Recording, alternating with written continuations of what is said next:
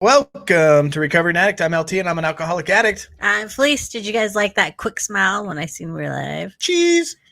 So we're going to be talking about tonight recovery. That's what we do. Recover from alcohol and drugs. We're going to be talking about relapses. I'm going to talk a little bit about post-acute withdrawal syndrome. That's what we discussed in a few of our Zooms this week, and I just think it really hits home. And remember, we're going through a book called It Will Never Happen to Me, so we're going to discuss relapse and the confusion it causes the child. The book we're going through is It'll Never Happen to Me, Growing Up with Addiction as Youngsters, Adolescents, and Adults. So we're looking at us, if we were born into a family with one addict or not, the effects it could have on us as a child. We can look at us as addicts, looking at our children and how to handle situations better. We're going to read out of the 24-hour a day. I do want to read out of the daily reflection. I read it today and it's really good. If you guys joined us for the NA Just for Today on the Mountain, that was a great one about forgiveness. Went really well. And we learned about being patient today in our 6 o'clock spiritual Zoom, which was really a good lesson for me because I'm always impatient. Just the other day, man, I was irritable, restless, discontent, that whole thing that they talk about. And man, it came down to where I got upset about a hobby store and kicked my trash can, booted the sucker across the living room. But hey, what do you do? Not as bad as I used to freak out, I guess. Progress, not perfection, eh? Yeah, it took about 3 times though before you really freaked out. Yeah. So it was pretty good. It's been a minute since I lost my cool too. Yeah. Clark Walker, what's going on? Is that a new face, new name? And if it is, and if it's not, I'm sorry. If it is, let us know about yourself. You're the most important person in the room, being the new person. Thanks for watching. Let us know how you found us. So today we're going to go over relapse, all that kind of good stuff. We're going to have teeter time at about 8:35-ish. We're going to hear a commercial from our sponsor because, yes, we are giving away a show. Merc, let me know if you're in the building because I wore this shirt just for you. I've finally lost a bunch of weight I was alcoholic and gained all kinds of weight. And then I got into recovery, right? And I gained even more weight because I was relying heavily on chocolate shakes and stuff like that. And it worked. It helped me overcome some cravings and boom, I put on a bunch of weight. Nicole Boykin, good to see you. I'm glad you're new. Drop that sober date and let us know. Let us know about recovery. Let us know how you found us. All that good stuff. And I'm finally been 6 months now, 6 months working out every day, watching what I eat. And I'm back into shirts that fit. And I've dug this oldie but goodie out. If you guys are CT Fletcher fans, I've had this shirt for about 6-7 years. I used to wear this when I worked out back in the day.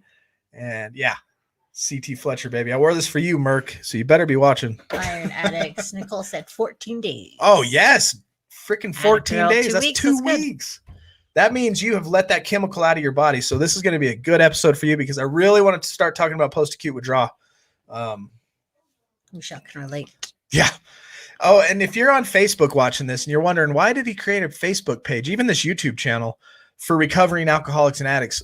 And one of the big reasons is because when I got into recovery, I was in an IOP, but you're only in that recovery center for, 3 hours at most. And with mine, it was 3 hours every night, 5 days a week, and then a meeting on the weekend.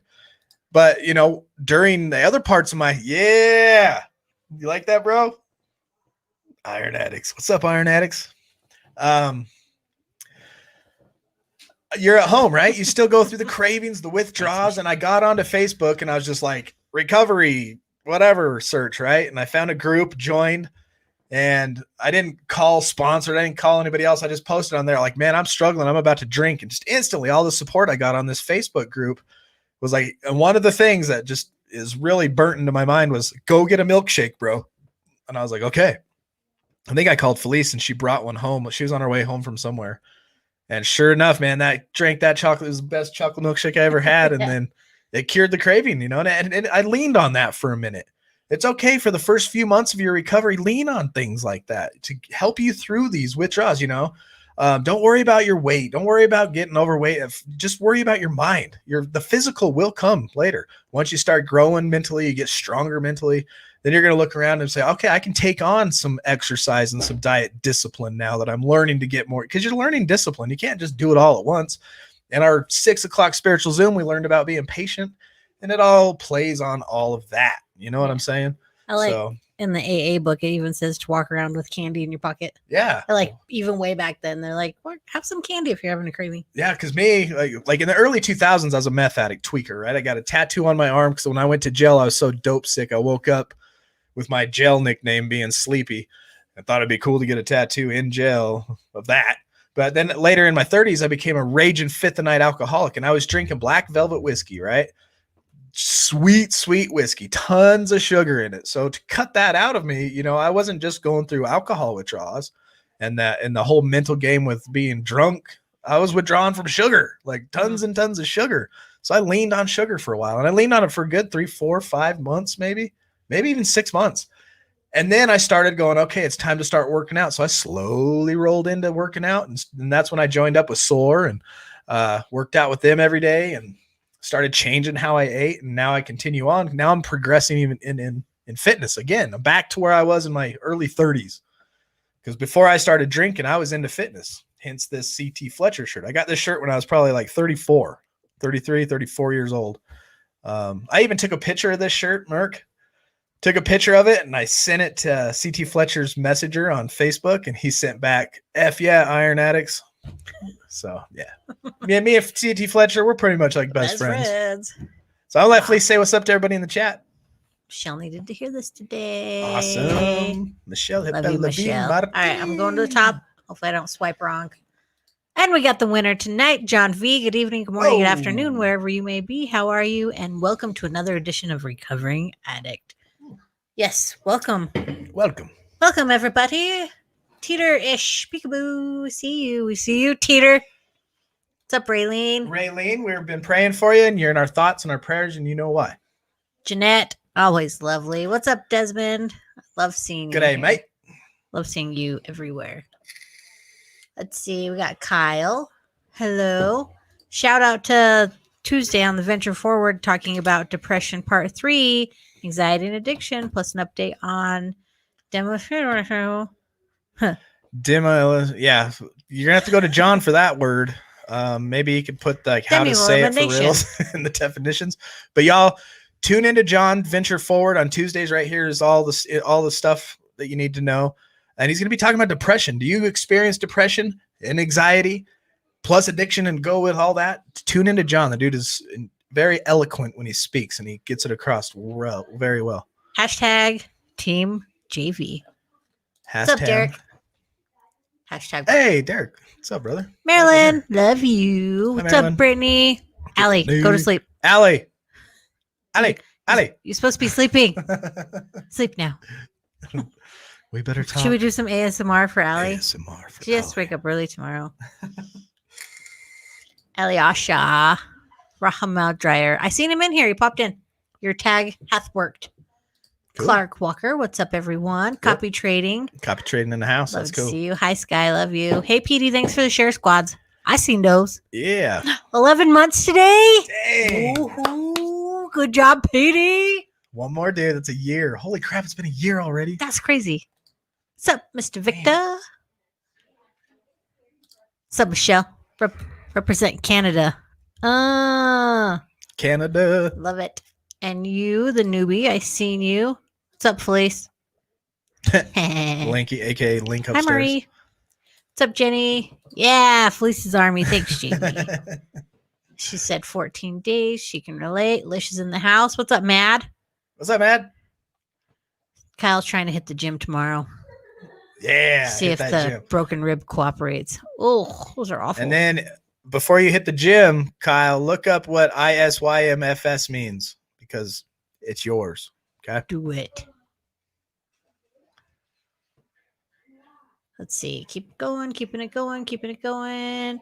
There's the tag. 9 days, 15 hours. Nice. Way to count the hours. 15 hours. I love it. Sometimes you got to do that, man. It's like, man, 1 hour. If I can make it through one more hour, I got this. Mm-hmm. Brother, I feel you. Naomi, where have you been? How are you? It is nice to see you again. I used to be in Sawyer House. Give us an update. Yeah, what's up with you? We remember you and forget. Absolutely. Paul says, hi, Polly. You really are progressing, LT. I'm very happy for you and what you're doing with Recovering Addict. Continue to move forward and forward with recovering addict. Follow your vision and keep it going. Absolutely. Will do, brother. Sup, Asia?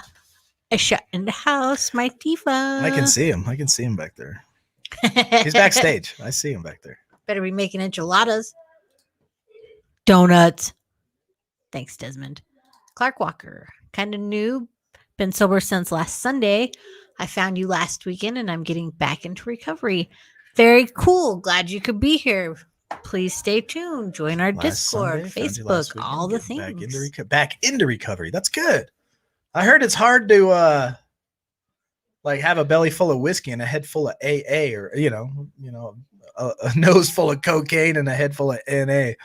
I guess it's probably difficult to do. I'm glad you're back. Yeah, total. Yeah, stick with us. We get your Tuesdays and Thursdays too. Yeah. Had to get clean and stay clean to stay alive. It's a good reason to be clean right there. Yeah, put the shovel down. I love it. Devin, what is up? Nabel, glad you're watching too. Yeah, I'm glad you're here. Who Allie's else? not chubby. I'm so chubby now. No, you're not. Who's this? Hey, man, what's up? Santiago group home. Oh, nice. I forgot when my sobriety date is. That's okay. If you're sober, who cares? Oh, look. He wants. All he does is call police. You're way behind in comments. Holy cow. No, I'm not. We're almost to the bottom. Yeah, so far behind, like 25. That's what he always says. And then I'm like, oh, look, there's the bottom. Look, we would have missed Kelly. We Kelly love her. Lopez. We would have missed Stephanie. That is the mom of the super duper awesome YouTube star, Ariana. We would have missed Delphine. Phoenix, Arizona. Sobriety date's on my birthday, October 30th. See, look, that's the bottom. Yes. I was literally like, glad you're here, Delphine. Yes, we're glad you're here. If I said your name wrong, I apologize. Speaking of birthdays, 8 more days. Oh, Link's going to be 13 in 8 days, you guys. How often are we live? We are live on Sunday night. Okay, let me lay Recovering Addict out real quick, okay? I'm going to try to do it with this, and I forgot to update it because that's what I do. But you retracted your message. Does that mean you get it? We'll tell everybody else anyways. It's all good. So Sundays we have 6:00 spiritual Zoom, which we had today, and then right now we're live. Mondays we have a 7 p.m. recovery class via Zoom and an 8 p.m. recovery Zoom meeting directly after. That's 2 hours. So you get a class, where's my phone? There. You get a class, and then you get a recovery Zoom meeting, right? Tuesdays is the same as this.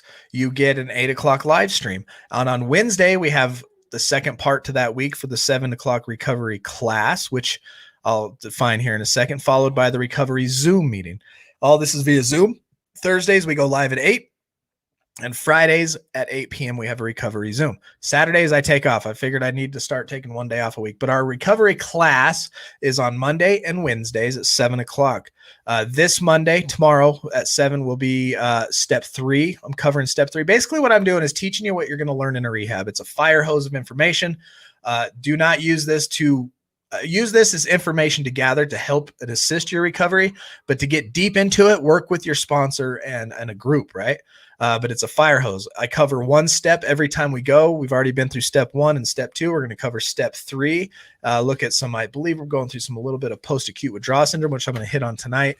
We looked at cleaning out your house, closing your back doors, writing stories. We're going to look at relapse prevention plans. I mean, it's just a ton of information for that hour.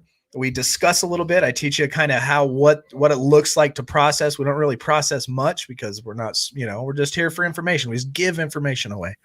And then at 8:00, we have a recovery Zoom meeting hosted by Cherie in Australia. And it's just like an AA meeting or an NA meeting. We're not AA or NA, we're RA, we're recovering addict. And that's what that whole hour is about. So you get 2 hours to assist you with. So basically 6 days a week, we have about 2 hours a day to cover to help you in your sobriety. On top of that, every day in the Discord at 1:00 p.m. Mountain Standard Utah time, we have another meeting only in the Discord though. So the Discord has live chat features. At 1:00, we all jump in there and it's just like an AA or an NA meeting, but it's not. It's Recovering Addict RA, and that's what we do. Yes. So join us if you want. Felisa's going to dump these. Yes, I will in just a second. She's going to dump all those links in the description. But join us. And then you got John V as well. If you go into the Discord, into our info page, that schedule that I totally bombed by putting up here, has his times as well in that schedule. So not only do you see the stuff you get from here, you also have John and his live streams. I mean, we're trying to get it to where it's 24/7 of some type of education or all that stuff. You know what I'm trying to say. Cool. Cool. So hopefully whoever asked, where is it? This question, Derek, join that class because that's exactly what he's doing. Yeah, I have, bro, for sure. We actually, when we first started going live, I went through this whole book right here, The Steps We Took by Joe McHugh. We went through every step, every page. Yeah. We've broken them Go back down to on the the live videos. stream, and I'm actually breaking them down again via Zoom. So it's one-on-one. You can stop me and actually ask questions and not just have chats, you know? Is it wrong that she feels bad for not tuning in at step 1? No, it's recurring. absolutely not. It's reoccurring every 6 weeks. So it's 2 a week, 2 classes a week, Monday and Wednesday. Every 6 weeks, it just starts over. So if you jump into our class on step 6 and just continue for 6 weeks, you'll end up right back at step 6.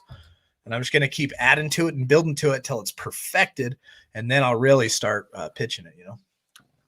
We got Batman. Whoa. Where'd you come from? Gotham. Duh. Gotham. Duh. I love you guys. She says, I remember I inboxed you for help with hubby, and now look, he's here watching with me with a huge smile. Hi, hubby. And literally digging you guys. This is awesome. Also, he's checking into rehab. Look at God. Amen. Boom. Amen. Yes, brother. Stick with it. Join us and just reach out. Reach out to us. And there's a lot of people you see in these comments, both Facebook and Discord, that are just willing to just love on you as well. Yes. Just a plug. Thanks, Michelle. How awesome and helpful the Discord is. Yeah, I'm going to let LT do the comments. I'll throw those links into everybody. Did the same thing, Michelle. Screenshot. That's so cool. You're about to get link spammed. Yeah. Couldn't sleep, so maybe a sign from God that someone needed me. Amen to that. Yeah, there's always a reason for everything, you know. And I want to talk about post-acute withdrawal real quick. And I read this out of the book during a couple of our Discord meetings. Every day at 1 o'clock, we have a Discord meeting. I came across, and I just thought it was so appropriate for people who are post-acute withdrawal can last years. Okay. Think about the abuse you put your body through. Okay. To drink in the excess that I was drinking, a fifth or more a night, gallons on the weekend. I was just my goal was stay drunk, not just tipsy, not a good happy glow, blackout, pretty much blackout drunk, in and out of blackout. That was my goal. Stay there. And the amount of alcohol it takes to do that, think of what it's doing to your body. That's a poison, a carcinogen for your body that is not supposed to be in there. You know, and they say a little tiny bit is okay, which I agree with, a little tiny bit, but not for us alcoholic types. Now think about slamming poison into your veins or sniffing hot lines up your nose, or whatever your pills you're popping, Think of the years of abuse we've put through our body. You think just because you quit and tomorrow it's going to be all better? No, your body's got to heal. Just like I don't know if you've ever had a major surgery. The most major surgery I've ever had was my ACL, right? Cut me down my leg. You got a couple screws in both top and bottom. Nice big scar to go with it right here, It took me over a year to be able to just kneel down on that. Okay, and that's a cut and some surgery. Now think about our body. Same type of thing. It's got to heal. So when you're thinking about post-acute withdrawal, it's affecting your mind. It's affecting your emotions. If your thoughts become confused and chaotic, you are unable to concentrate, or you have trouble remembering or solving problems, you may feel that you're going crazy. You're not. These are symptoms of a normal part of your recovery and are reversible with abstinence and a recovery program. So abstinence, clean your body out, get that chemical out of there. That's part of it. Get into a recovery program is the other part, right? The thing I really want you to understand, and this book points it out, is if you don't understand this, you may develop shame and guilt. You may be like, I'm going crazy. I can't do nothing right. You got to understand, okay, your body's going through some changes, healthy changes. Remember we talked about step 2, believing in a higher power can restore us to sanity. Any step you make in the right direction, you start making those right choices to clear up your fines, clear up your whatever you got in front of you, right? Making amends. Those are steps in sanity. And if you're making healthy choices in the way you drink water and eat food and exercise, those are steps in sanity, right? But you're still got to redo everything that was done, that we've been doing. So if you don't understand this, you may develop shame and guilt, which leads to diminished self-esteem and isolation and creates stress, and then increased post-acute withdrawal. It's a painful cycle that is unnecessary if you understand what is happening. As your body and your mind begin to heal, you'll learn ways to reduce the risk of post-acute withdrawal symptoms. Productivity and meaningful living is possible despite the very real possibility of reoccurring symptoms. Recovery, listen to this. Recovery from the damage caused by the addiction requires abstinence. The damage itself interferes with the ability to abstain. This is the paradox of recovery. That's crazy. All the damage we did to us is now interfering with our ability to abstain from that. So it's a battle. And that's why I say we recover better together, because it's a teamwork effort for each one of us. What did I miss? You missed that you need to help me because it signed me out. What? Let's try that one. I didn't try because I didn't know what it was. Yes.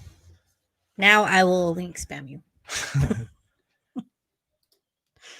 Is it normal to feel uncomfortable on YouTube like I do a meeting? I have no idea. If you feel uncomfortable, I don't know. Maybe you just have uncomfortable stuff. I don't know. I mean, do you want to get on YouTube? Is that what you're talking about? I don't know. For me, it's not uncomfortable. I don't feel uncomfortable in meetings either. But any of our meetings, I don't know really what you're talking about. There you go. But yes. yeah, it's okay. It's okay to feel uncomfortable. It takes a lot to put your name out there and be like, oh, hey, I'm Stephanie. Okay.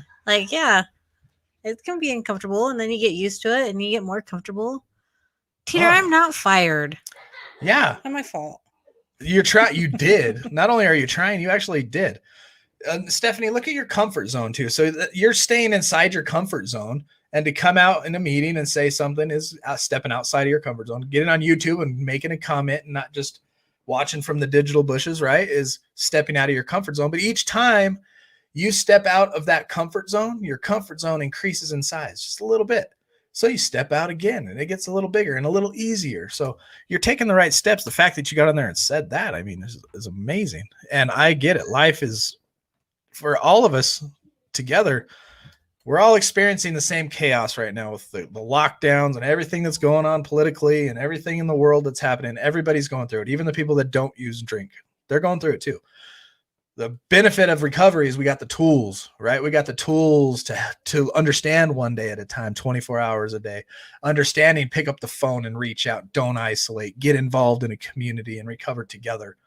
And that's what you did. I'm proud of you. Yeah, look, see, everybody's here to support you, Steph. Yeah, we're all here to support you. I feel you there. I smell it too. Amen, Brittany. We can do this together. And so more on a post-acute withdrawal, and then we'll get into our book. There's ways to manage it, right? And the best way to manage this, if you're experiencing post-acute withdrawal symptoms, it is important to bring them under control as soon as possible. So here are some suggestions that may help you be aware of what's going on and help you interrupt the symptoms before they get out of control. That's the key right there. You want to understand what's going on in your body and your mind. You're going, oh, this is a symptom of that. That's why I'm going nuts. Let me figure out how to stop this. Because what we are trying to not do is relapse. Relapse does not have to happen in recovery. I know people that are in this chat that have years and years and years under their belt without one relapse. So it's possible. It's not a part of recovery. It does not have to be. Although it is, a lot of people do. One of the first things you want to do is verbalize it, right? Start talking to people who are not going to. And Stephanie, here's kind of a cool spot with all the people that you just met. Start talking to people who are not going to accuse, criticize, or minimize. That means we're not going to accuse you like, oh, you did that? That's crazy. No, we're going to listen. Been there, done that. I'm not going to criticize like, oh, look at the type of person you are. And I'm going to go gossip about it. We're not going to do that. We're not going to minimize it either. Your pain is your pain, and we're going to empathize with you because we understand what you're going through. You need to talk about what you're experiencing. It's going to help you look at your situation more realistically. It's going to help you bring internal symptoms to your conscious awareness. And it's going to give you the support when you need others to rely on. And trust me, people are out there for you to rely on. Vent it. You want to express as much as you can. You want to express as much as you can about what you are thinking and feeling, even if it seems irrational and unfounded. And I love this reality testing. Ask someone if you're making sense. Throw it out there. Just like sometimes just saying it out loud, you don't even need the other person's response. By saying it out loud, you're like, okay, I get it. But ask someone if you're making sense, not just what you are saying, but also your behavior. Your perception of what is going on may be very different from reality. Somebody looks at you and you just take it the wrong way. Like, oh my gosh, that person must be mad at me because of whatever, right? But go up and ask them, hey, I perceived this. Am I being crazy? Yeah, I'm not mad at you at all. Sorry, I'm tired. You know what I mean? Just getting it out and talking about it, connecting. All right. So. Glad you're here, Nicole. Sorry you slipped this weekend, but glad you're back. Yeah, very glad you're back. But right now we are going to hear a word from our sponsor. Everybody, it's Steve Henry from The Steve Henry Show, and I've got a special offer for those that are in recovering addicts. This is an amazing program, ladies and gentlemen. Anybody that has actually subscribed or become a member of this amazing organization, I'm going to give away another card. Yes, that's right, another one. Can you believe it? Anybody, this is all you got to do. You got to be 18. Yeah, you can't live in Guam. You got to live here, and you got to be a member of this fascinating recovering addict organization. I want you to go and actually hit the subscribe button on the Steve Henry Show and become an actual winner. You can win it now. So if you want to win this car, you have to be a member of Recovering Addict. Then you got to go subscribe to the new Steve Henry Show on YouTube. Links are in below. Go there, subscribe, tell him Recovering Addict sent you. He's going to reach out, contact you, get your information, put you in for this drawing. And in February, end of February, March's time frame, somebody's going to win a car absolutely free, no purchase necessary. This isn't a joke. He's done it before. Go look at all his videos. You'll see. Hit that subscribe, like, obviously ring that bell. You need to stay notified. He's got videos coming out all the time and possibly more cars to win in the future. So stay tuned. That's right. Go to the comment section and I will reply to each and every one of you coming over from Recovering Addict. Every one of you. So if you don't know what's going on there, that's a crazy little commercial. We went down a couple weekends ago to New Mexico, Albuquerque, and we met Steve. Thank you to Teeter. Steve owns a car dealership called Exodus Auto. He's out here just loving. He saw what Teeter brought to him with Recovering Addict. He saw what recovering addicts are, and he wants to support. And the guy gives away free cars a couple a year to help people in need. So you go to his channel, which the comment in the description below is the link. You go there, you subscribe to his channel, and all you got to do is comment, hey, Recovering Addict sent me. And then he reaches out and he's going to put you in for a drawing. If you don't believe me, go to his channel, watch his videos. He really does give cars away. And you could win a car. That's what that's all about. And this weekend, I'm actually traveling back there. I'm leaving Saturday. We're working all day long, all day Sunday to do some video shoots and stuff. And then I'm flying back here Monday. It's going to be a quick trip, hauling butt, and that's what we're doing. And right now, it is time for our other segment. And I didn't get time to upload that picture to you.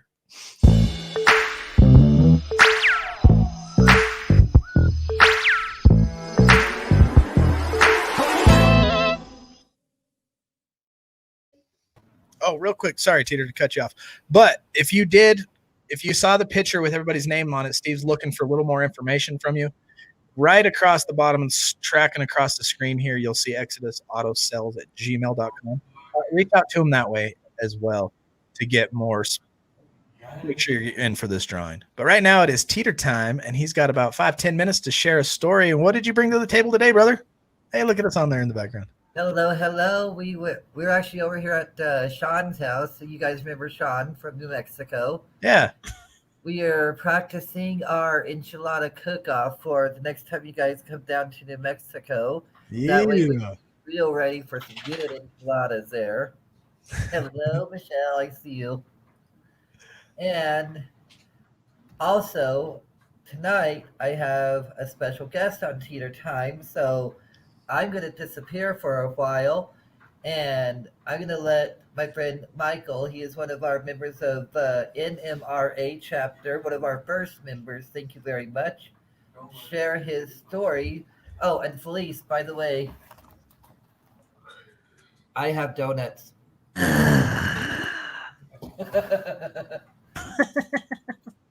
All right, so Yum. without further ado, here is Michael H. Michael H, welcome to Recovering Addict. What's going on, brother? I like How that you guys coat. doing tonight? Good. How are you? Doing all right, yeah.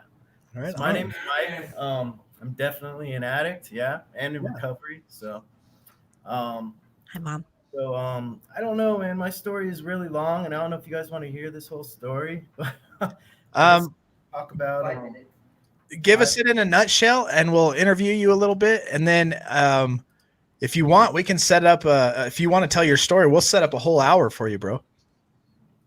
Well, I'll have to think about that one. It's all good, dude. Yeah, but no, I mean, I've been struggling with addiction probably since I was about 17 years old, 34 years old. I've ran through the gauntlet, I've done it all. You name it. I mean, it's taken me to awful places, been to prison, in and out of rehabs my whole life. I mean, so I can vouch that addiction is no route that anyone wants to take or want to stay on, even if you don't believe you're an addict and you're just dabbling. It's in the end, there's no fun part about it. I mean, there's nothing fun about it. How long you been clean, bro? Recently, hasn't been that long, honestly. I had a recent relapse. So speaking of relapse and withdrawal, I mean, I was clean for close to 2 years, a year, you know, give or take, 1.5 years. Yeah. And I slipped up. Dang. And it was because, you know, I was a fool and I had something around me that was there and it shouldn't have been there. And, you know, being an addict, you know, I struggle with impulsive, decisions. And it took a second to just pop something in my mouth and swallow it. And it threw me off, you know. So were you working a program to stay sober for that first year or whatever? You know, I wasn't working a program, and that's the honest truth. You know, I was kind of just bare knuckling it. Yeah. So, you know, and doing it on my own, which, you know, friends and family tell me is not the route to go. And it hasn't worked out ever for me, you know, Right. But I'm stubborn as hell. So, and I want to prove to myself that I can do this damn thing, you know, part of my language on my own, you know, but it's not, it doesn't work out. You know, this time around, you know, I'm in it, you know, and yeah. What's your plans now? Like, so since that relapse and you're clean again, what's your plan this time? You know, right now I'm trying to still gather myself. You talk about what the acute withdrawal symptoms, what's that like?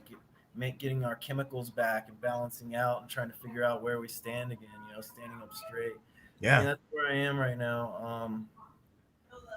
I'm looking into different recovery groups, you know. It's just that's where I'm at. That's the honest truth. You know, I haven't really delved too deep into it. Awesome. You know, but I just, you know, I'd like everyone to know that it is possible and it doesn't have to be forever, you know. Jeanette says you're too cute to not succeed. Too cute to not. Well, I appreciate that. You know, I'll take it. Yeah, bro. That's good. I think education right now is your first good step. Understanding post-acute withdrawal syndromes and understanding recovery tools. Just educate yourself, bro. Eat it up. Yeah. Yeah, you know, and yeah, for sure. And I mean, not just eating it up, because I have eaten it all up. It's living it, though, you know. I mean, because I've been in and out of the program. So, you know, I mean, I understand it thoroughly. It's just applying it and living it, you know. Yeah. So, I mean, I don't know. But it's easier said than done, you know. I don't know, you know. You can talk it, but it's harder to walk it, you know. Yeah, bro. I'm proud of you, though. That's good. I mean, to come out here, we just had a person comment in there that they were afraid to, you know, just comment on YouTube. But you're actually showing your face, you know. That's I know, right? I was scared. I mean, right before you introduced me, my heart was like beating. I'm like, I have a panic attack. Oh, God. A natural high. But yeah, no, I'm all right. Have you joined our Discord and all that stuff yet? Or No, I haven't. No. That's another good resource. I mean, just get as much resources as you can. You can never have too much. You know, it's always the too little. And then, you know, if you need help, you just pick up your phone and Just say, hey, I'm struggling. And just wait a few minutes and people will start, hey, what's going on? And you just talk it out. And that, dude, seriously, it helps. Yeah. No, that's going to be the step for me. So like I said, I'm stubborn, and reaching out it's really important. Yeah. Right on, dude. Yeah, man. It's a big step, Michael. You crushed it. Yeah. All right. All right. He's in good hands over here in New Mexico. We got him. Yeah. Yeah. I'm proud of you guys. They probably give you really good enchiladas too. Yeah. I mean, I could probably make better ones, but Yeah. Bird. I'm a cook. What can I say? Let's see. Just kidding. I Hi, Andrew. right over here. What's up? Yeah. So but I appreciate you guys going out and doing this for everybody, and Yeah, you're welcome. there's a lot of people suffering out there, man.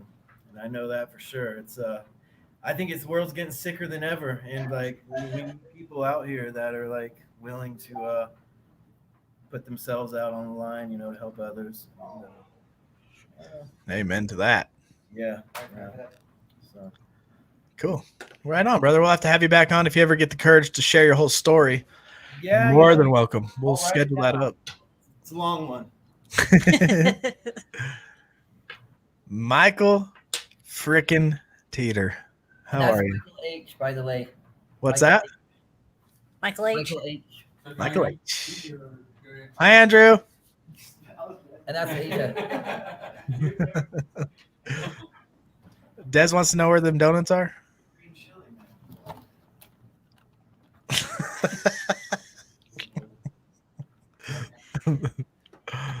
Mic drop. Boom. That was cool. Eating. Hi, Sean. Hi. We John got said, John said, thank you for sharing. That was really great. John, Hey, Ja. can I say feel like something? that's how Jeanette would have said it. Waving at you. Waving at you. Derek said, thank you. Yeah. Cool, brother. You got anything else you want to add before we kick you off and jump back into our book, It'll Never Happen to Me? I think we're good. So All right. Well, hopefully I'll see you this next weekend. I'll make time. One way Yeah. or another, we'll make time for you guys. I don't know what Sunday's looking at. It looks like Steve's got us working from early morning till late night. But Are you bringing the whole family or what? just me. Oh, If you want to call my camera my family, then yes. It's his second no, family. you have to get the police out and the kids and everybody. We'll be back out. We'll be back Yeah, out. they'll be back out next time we come out for the car giveaway. But this time I'm working with Steve on a special project, and more to come on that. Oh, you're welcome, Jeanette. I feel like I got that just right. All right, so I'm gonna hang out backstage and I'll see you at the Serenity Prayer. Yes, you will, brother. Terror in Asia. Okay, talk to you in a minute. Jenny. Bye. Well, that was cool. That was a special little surprise. Get to hear somebody that's struggling, and it's just I love it. Everybody's program's different. Everybody's eyes open. Some faster, some slower, some middle.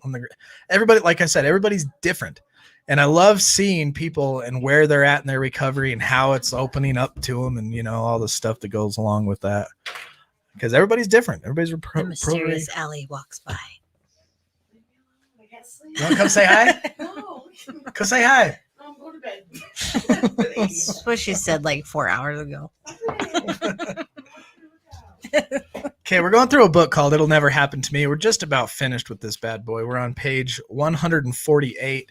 And the title of this one is Relapse. There's a disclaimer in the beginning of this book. If we start reading it and it drums up some emotions that are uncomfortable, reach out to somebody, your psychiatrist, your whatever, doctor, sponsor, a friend you can talk to, because these feelings we got to feel to heal, number one, and we need to vent and talk about it to help in that process. This is Relapse, and it's going to be more. This is a book about being a child, right? Growing up with addiction. It's growing up with addiction as youngsters and adolescents. So it's looking at relapse from a kid's perspective. You may have experienced this, or you may be given the experience to your children. And that can really be heavy on us. A 9-year-old whose mother was alcoholic most eloquently stated a definition of relapse. So this is from 9-year-old Melody. She says, a relapse is when you stop drinking and then you start again. It's like when you have a cold and you think it's gone, and then you go out in the rain and your cold comes back. That's how 9-year-old Melody sees relapse and what she lives through, right? Relapses are not unusual in that they can and do occur in most progressive diseases. In a disease such as cancer, there are times when the cancer appears to be arrested and it's not progressing. Then it begins its process again, and the cancer patient is said to have had a relapse. When someone has pneumonia and recovers, often they suffer a relapse and become sick again. Relapse is a term that needs to be discussed if a parent attempts to get clean and sober. Many parents will even ask at this point, why worry the child?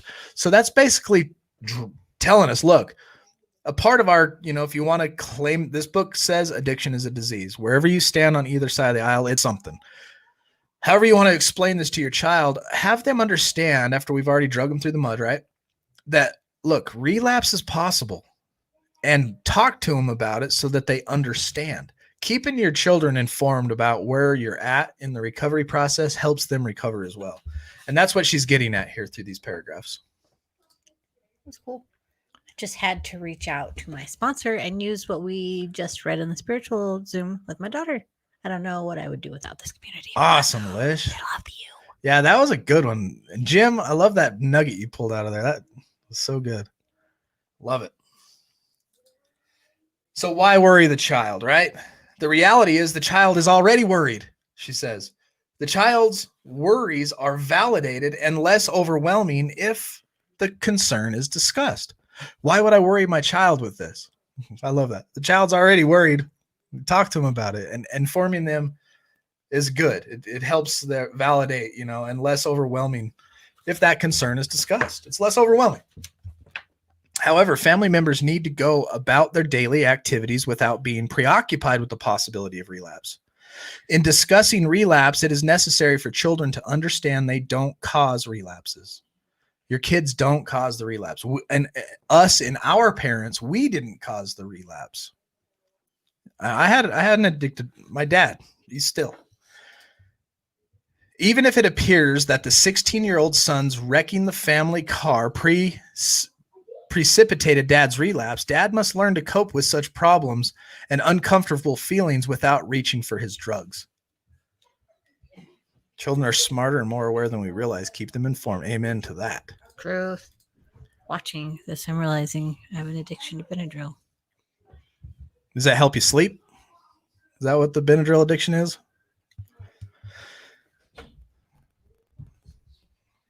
That's interesting. Yeah, Jim, it's an amazing community. Like I said, I joined these types of communities because I got sober, but none of them are as cool as you all. I'm telling you. So even though, look at this, the 16-year-old wrecks the car, right? And dad goes out and gets drunk because of it. It ain't the 16-year-old's fault. The dad handling the situation wrong. It's the dad's fault, right? There is much he or she needs to learn to do in order to prevent relapse. And other family members can best understand this through their own involvement in the recovery program. Get together and be involved together as a family. We call this a family recovery channel because I was an alcoholic, she was not, and our kids, they were just along for the ride and still kind of are, right? But we all got involved in recovery, and that's how we're recovering and getting better together. Children are very aware, but at the same time, not at all judgmental of your flaws. And they forgive so easily too, right? They want to forgive, and they want things to just be normal.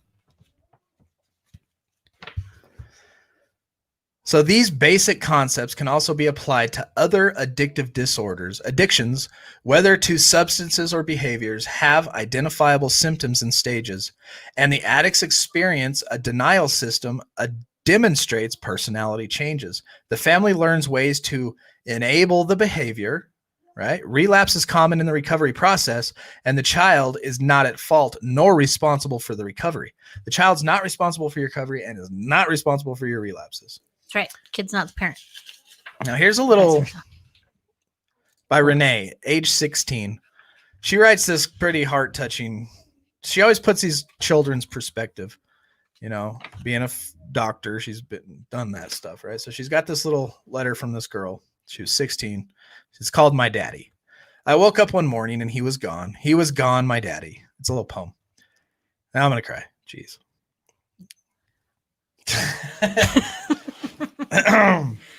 Okay, I woke up one morning and he was gone. He was gone, my daddy. And he would never be home again. He was gone, my daddy. The one who always showed his love. The one who always understood when she never would. The one who always brushed my hair, combed and put ribbons in my hair. He was the one who picked me up when I fell and skinned my knee. Oh, my daddy, my daddy. I still remember all the things he taught me, but he was gone. And I was too young to understand. He said they just didn't get along. I hardly ever saw him. My daddy who was always there. My daddy who was always cared. It seemed he just didn't have time for me, but that was also 10 years ago. And I think now I understand. But there's still one question that remains, and that's why, oh Lord, did this have to happen to me? Why did my daddy have to go and leave me all alone? She says he's alcoholic, a person who has a disease and needs help, but can only get it if he wants it. He must admit to himself that he is sick and needs help. He knows all this now, and I do too. Now it's too late. He's already gone. He's remarried now.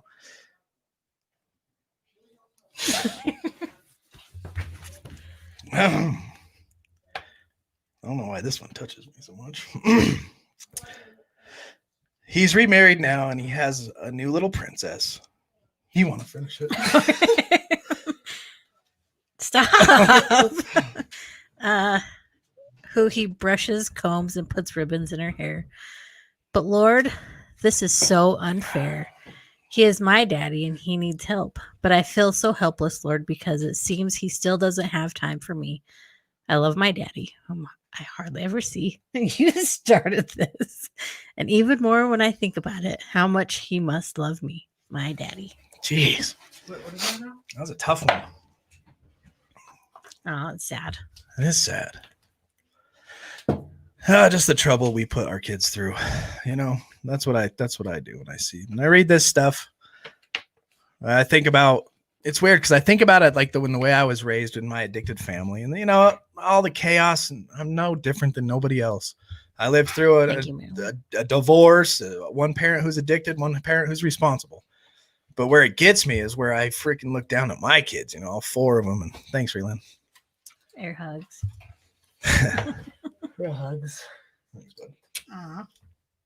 Thanks, buddy. Thank you. Yeah, it was a tough one. I read it earlier and I was like, oh, geez, this is not going to work. I was like, I'll get through it though. Bam. Nope. Aw. This is such a relatable perspective of what must go through my little girl's head. Yeah, bro. My kids too. I got four, right? I got one that's 16, one that's 15. He'll be 13 in a few days. And then I got my 9-year-old. Luckily, I quit a year ago. A year and 4 months ago, I quit alcohol. And so I kind of have a good chance with these two, but the other two moved to their moms. And, you know, they lived through some hell of just confusion, not knowing what dad was coming home, not knowing what dad was going to come out of the basement when he was drunk on the weekends, all that kind of stuff, you know. Oh, 9, 4, and 2. Still got time. Michelle got time. there. Thanks, Michelle. So children raised with addiction experience loss as a result of the parents not being But you've done the consistently work. available to them. Yeah, right. Children raised with addiction experience loss as a result of the parents not being consistently available to them. This is a natural loss as a result of that chemically dependent person's preoccupation with their need to drink or use and the co-addict's preoccupation with the addict. So on top of my addiction throwing me in neglect, her preoccupation with my addiction, meaning what's he spending money on? Where's he at now? What kind of person, the stress and anxiety she had to go through that closeted up her brain so that she couldn't be a fully fledged, consistent in their face parent because she was worried about, you know, she's walking on eggshells because of me, that kind of thing. Right. When children experience loss, they enter a grief process, one similar to the grief processes other people experience when they lose a loved one due to death, or when a loved one becomes incapacitated because of a serious illness. The first state of grief is disbelief, or denying the loss has really occurred. The disbelief may be nature's way of helping a person through this stage by deadening the pain, by giving a person time to absorb the facts.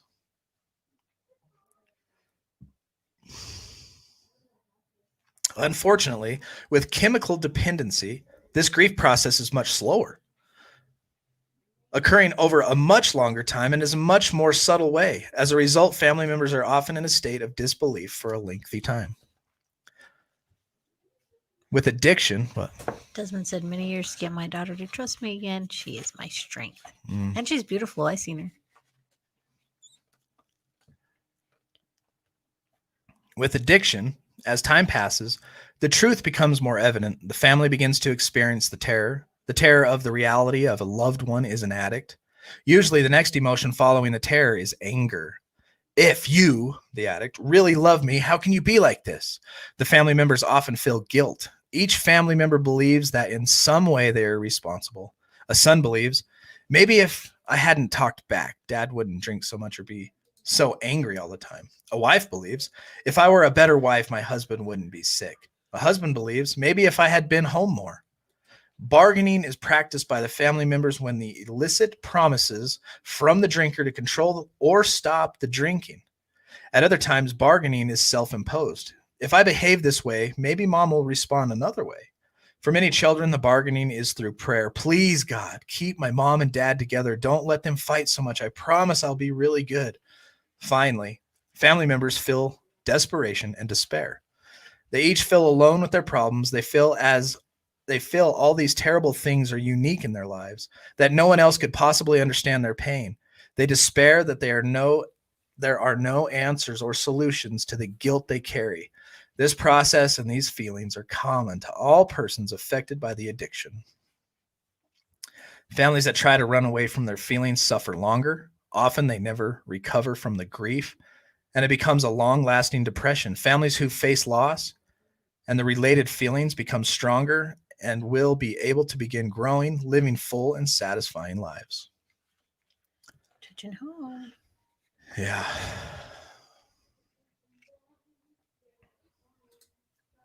This is true. Yeah, Des is way awesome. Freaking love Des. Jim says his kid's free because I knew I was sick. Praise God, Jim. Have a hard time forgiving myself, though. Yeah. Same here. I'm right there with you. I'll drop the link. Yeah, drop that link. When you have a hard time forgiving yourself, remember, God forgave you first. That's true. It is true. When I asked God how much When I go love back you, to this much. Eliasha for a minute, her husband's the one watching, but she said she has anxiety for the Benadryl. It got to a point where she'd sneak them, but my husband has pointed it out. We all have, most of us have something we're addicted to. Oh, yeah. And these 12 steps and these books help I'm still vaping. everybody. So I'm glad you're here and glad it's helping. A child can survive a family crisis as long as he or she is told the truth and allowed to share the natural sequences of feelings people experience when they suffer. In addictive families, everyone suffers, and everyone suffers very much alone. Children often suffer from loneliness, fear, anger, and a multitude of other feelings that they have no way of understanding. Furthermore, they do not have the ability to express this lack of understanding.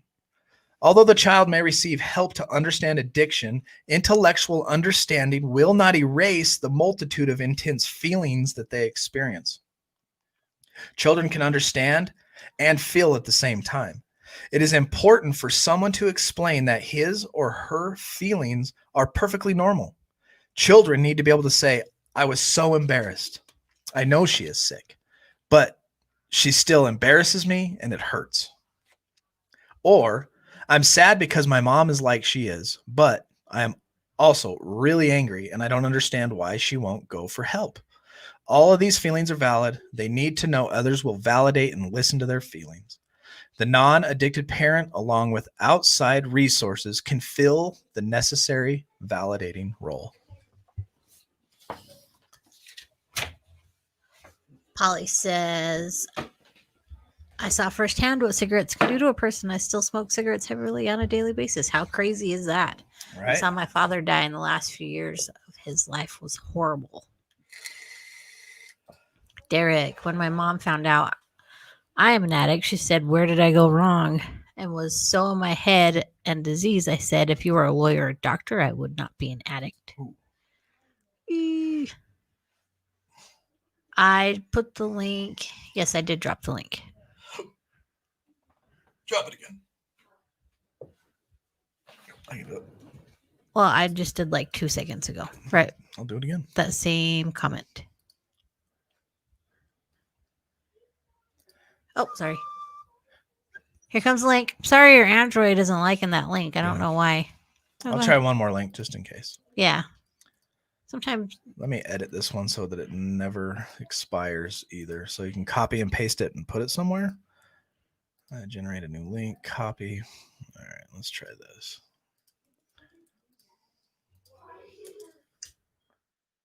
You can try that. If not, reach out to us. If you go to recoveryaddict.org, you can get my phone number, all our information, and get involved that way too. What did you say, Pink? Did you say something? Yeah, we're forgiven by God. Oh, yeah. That young one takes recovery thing so serious. Yeah, he's a good kid. So true. Have a lot of regret, but I am looking forward to a positive future with the help of God, family, and friends, and RA, of course. Yeah. Thanks for that. Boom. Thanks for the shout out. All these steps help with cigarettes as well. That's true. Yeah, cigarettes. I'm glad I switched over to the vape. Right, Des? Hey, you guys want to see how Des hits his vape?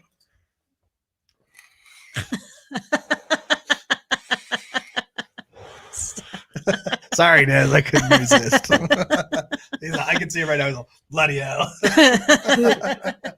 No shirt on. No shirt on. No, he's wearing Black Sabbath. Oh, that's right. Update on Derek and his mom. Over the years, I have made an amends. Awesome, dude. Good job.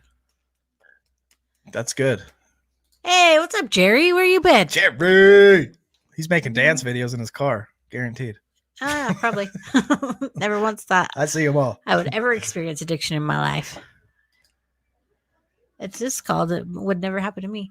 You must be able to sit in front of your children and listen to what they have to say, no matter how much it hurts. Yeah. When I got back from what Link said to me after a few months of my sobriety, it's good to have my real dad back, not my drunk dad. I was just like, oh, man. When I was a child, I didn't know my father had a disease. I only worried that he would go to jail for using. That's all we really understand as kids, I guess. See, Jerry knows. Desmond also knows. Really, it's so good to see you, Jerry. Listening to my adult children about the past and the hurt I caused them hurts. But at least I have 3 of the 4 kids in my life to amen. It's just, we all experience the hurt. Like, we experience the hurt going through it. You experience the hurt listening to it. That's why we all are here just recovering together and forgiving one another and loving one another. Amen to that. Truth in the house. Thank you for jumping into the Discord yesterday. Amen. Glad you're here, Kimmy. For giving our family to build this recovery and family foundation, becoming a family in this community, you guys. Thank you for being a part of it. I mean, we're all parts of the same, recovery's at the wheel. We're a wheel, right? Recovery's at the center, and we're all just spokes in this tire. It's kind of how I see it. It's the myth, the man, the legend. Marcus, what? 30 days? Yeah. Remember last time you were in a gutter and here you are 30 days? Yeah, he was in a gutter with Wi-Fi. Yeah, watching. We miss you, Marcus. I'm glad you're back. Yeah, dude. I always worry about you. Hey, should we play him our 30-day video? Do it. Marcus, this is for you, brother.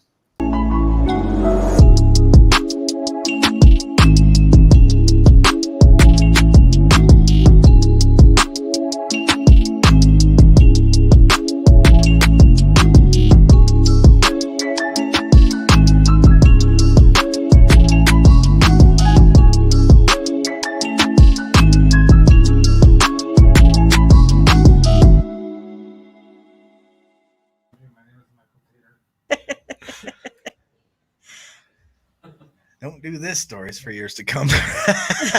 No doubt. How'd you do it? Ooh, Jerry was dancing to that beat too, right there. I just played. Yeah.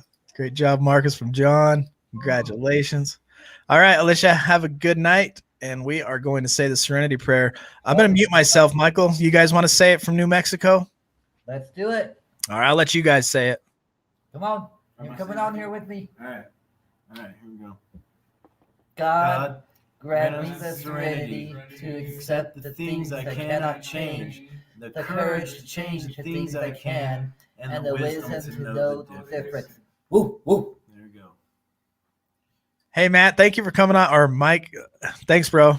Yeah, it was That great. was awesome. You all have a wonderful evening, and we'll see you next time. For sure. All right, that's a wrap. That's a wrap. All Oh, right. look, Jerry was dancing. Knew it. Oh wait, gotta do your thing, LT, before it's over. Oh, I will. You're welcome, brother. Marcus says thanks to everybody. Derek says, do I even deserve forgiveness? I know Brittany, God he was. forgives me. No, we don't deserve forgiveness, bro. That's God's mercy. Nope. And praise be to God for his mercy. All right, y'all. Do not put yourself in a high-risk situation. Stay strong. Work your programs. And remember, we We recover better together.